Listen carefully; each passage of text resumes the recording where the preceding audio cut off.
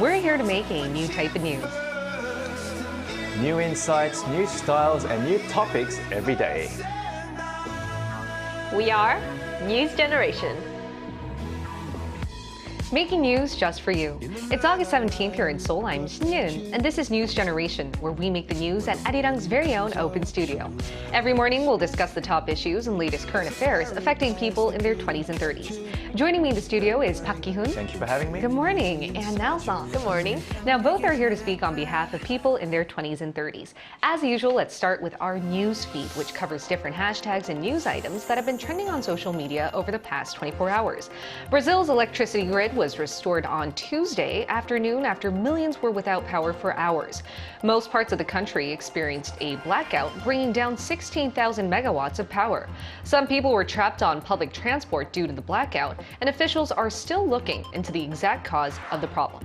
BTS's member Jungkook has broken yet another K-pop record. With his debut solo single 7, the boy group member stayed atop the US Billboard Global 200 and global exclusive US charts for the 4th week straight. He's the first K-pop artist to ever achieve this. Moving on, staying with news related to the US, for the first time since 2008, global wealth has declined. To be specific, the world's wealth dropped by 2.4% on year in dollar terms. That's around $11.3 trillion worth of money. Economists said that's mainly due to the collapse of major banks like UBS and Credit Suisse. Americans were hit the hardest as stocks and bonds fell in value. A total of 1.7 million American adults were no longer considered millionaires. And Americans had taken up more than half of the world's total millionaire population. But due to high inflation and the rise in the value of the US dollar, we've seen the total number of millionaires worldwide come down by 3.5 million last year. And experts analyzed that the concept of a recession was becoming real. This is when even the high-income class struggle financially. And I would now like to expand the news feed here to the studio. What did you think about this news story in specific now? I mean, it sounds like a very far off story for me, but it's crazy to see how many millionaires there were in the first place.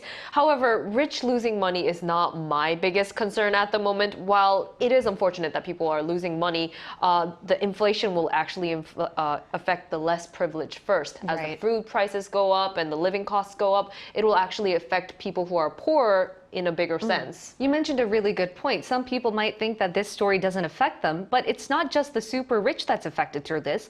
The world's total wealth has declined, meaning that the poor may get poorer, and it would be hard for the middle class to stay in the middle. In other words, we may be seeing more economic polarization. And how would you read into that, Ki-hoon? No, you're right. Socioeconomic polarization, has always been a global issue, and the millionaires losing money, and just like what Niall mentioned, unfortunately, it doesn't help the poor in any way whatsoever. And I think the universal goal was to improve the lives of the poor and to kind of help them to live a life that of a middle class person. But now I think the gap seems to be, just increasing ever more. So I think it will take a few years, actually more, to solve this issue. But the way I view money is that it is something that it's very important in life, but it's not the most important. For me, health is wealth. Health is Not wealth is health, it's health. Health is wealth. You should quote Ki-hoon on that. We'll quote Ki-hoon on that from now on. And that was our news feed for this Thursday. Let's head straight into our discussion topic now. One word that pops up when you think of Korea could be fast. Everything is at a quicker pace here, including fashion trends. That's why the concept of fast fashion is a hot topic among many young consumers. To find out more, take a look at the screen. Fashion trends change quickly. That's why the concept of fast fashion attracts many consumers. Fast fashion is when manufacturers produce large amounts of clothes quickly.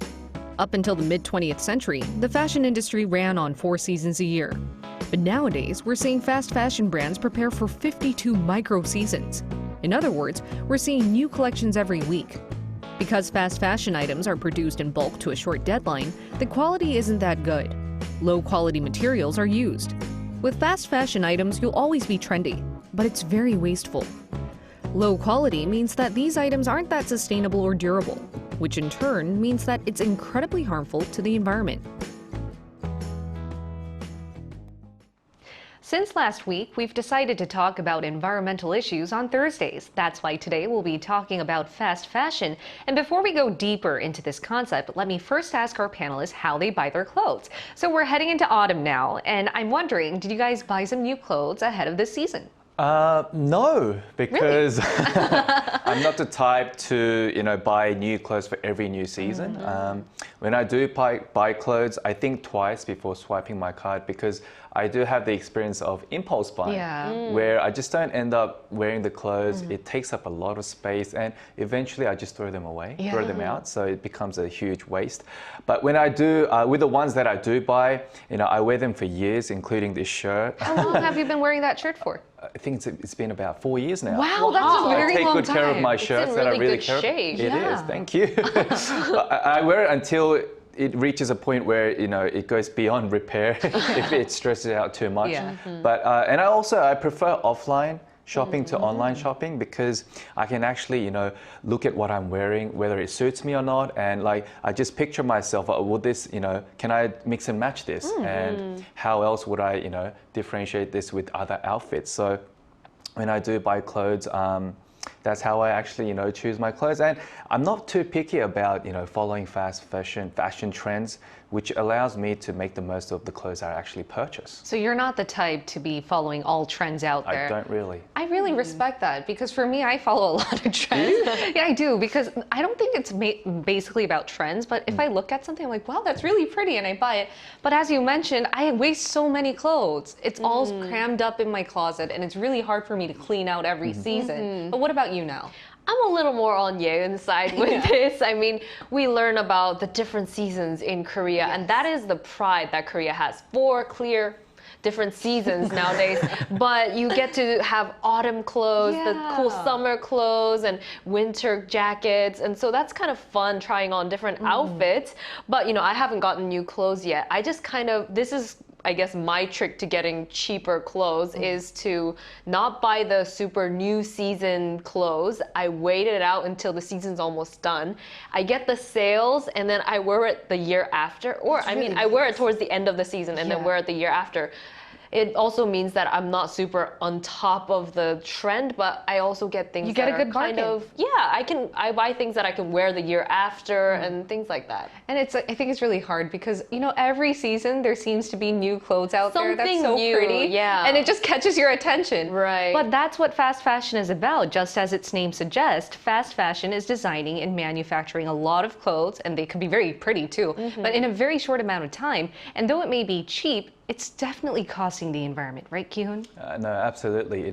Some may be unfamiliar with the new term fast fashion, but even those who do know this term, I doubt they think too deeply about how much pollution the clothing industry is actually causing. So just here in Korea, one person buys an average of 68 pieces of clothing per year. That's quite a bit, That's a lot. 68. Yeah. If you That's put a it lot. into number, that's quite a lot. That's quite a lot. And you wouldn't imagine them wearing it every day throughout the year. Right. So obviously they'll either throw it away because, while many of us think that they can be recycled, unless it's made from 100% cotton, they become waste and get dumped in a landfill site. So to give our viewers a better understanding of how much pollution is caused and water is used in manufacturing clothes, let's take a look at the screen. In the first image, just to make one t-shirt, 2,700 liters of water is needed. One t-shirt? Yep, just for one t-shirt. 700 microplastics. 700,000 700,000, sorry. Microplastics are released when washed in washing machines, while 1.2 billion microplastics are produced to fully decompose it. It takes more to decompose. Absolutely. Is this 700,000 microplastics every time you wash it? Every time, every single time you put it in the washing machine. That's And a lot. if we take a look at our next image, every year in apparel production, we use 800 trillion liters of water, Wow. emit 175 million tons of carbon dioxide, and create 92 million tons of waste. This is very shocking. These are Ki-hoon. huge numbers. These are huge numbers. And just looking at these numbers really shocked me and made me think 3 times. Why Not 3 twice. times? Before swiping my card, purchasing any type of clothing. Wow, yeah, and I think the only way that you can actually get rid of these clothes here in Korea, as far as I know, are you either throw it out with regular garbage, or like Hyun was mentioning, if it's not 100% cotton, it can't be recycled, so it has to be burnt. So Right. I think there's this place where you can collect clothes. There's a city or like city designated clothes collecting bin that I don't really know how it works. I've used it a couple of times, but I don't know where the clothes go. I don't know what happens to them. So I really feel like there needs to be a better, more efficient way to recycle clothes or have a better knowledge of what can be recycled. And so I think, we purchase the proper things that can be recycled. And as Kyun mentioned, we should think thrice instead of twice, because as you mentioned, I've used one of these bins before, and I thought they would obviously be decomposed fully, but I didn't know that it had to be 100% cotton.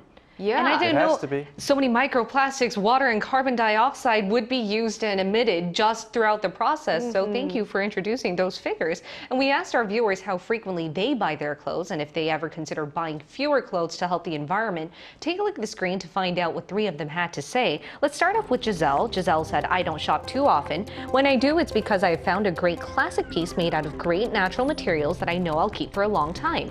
SGR said, I used to buy a lot of clothes because I thought people were judging me based on my clothes. Then I stopped buying so many clothes after realizing I'm actually not judged on it.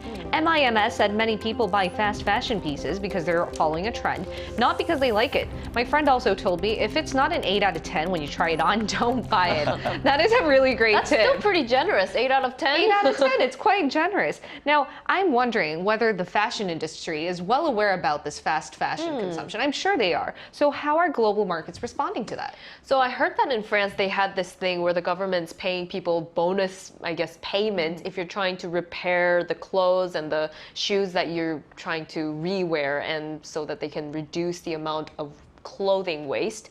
But there are definitely the opposite opinions of this, where people are concerned that this will destroy the fashion industry, discourage them from coming up with creative new things every season. All right, what about you, Kyun? Could you add on to this question? You know, the European Union has imposed regulations on fast fashion brands like Zara and H&M. It proposed regulations that mandate the use of recycled fibers over a certain proportion by the year 2030 and prohibits the disposal of unsold and excess inventory. Unfortunately, you know, the domestic market has not taken any initiatives of this kind. So I think this will be a very good reminder for domestic markets in the fashion industry to take action, because I think consumer behaviors are affecting the environment more than ever compared to the past. And let's find out what type of measures need to be implemented from now on, and whether the global markets are doing enough, by including a fashion expert in our talks to hear what she has to say on this issue.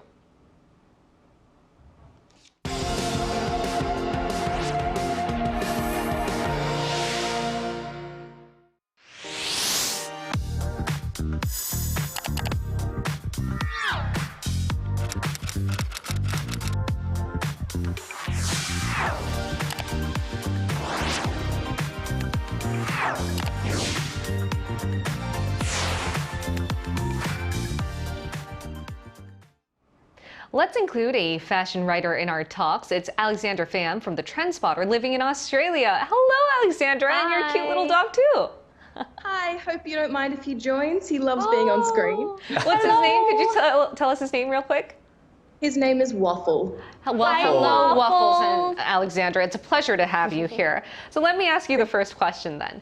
Alexandra, as a fashion writer, what do you think are the reasons behind young people jumping onto this so-called fast fashion trend?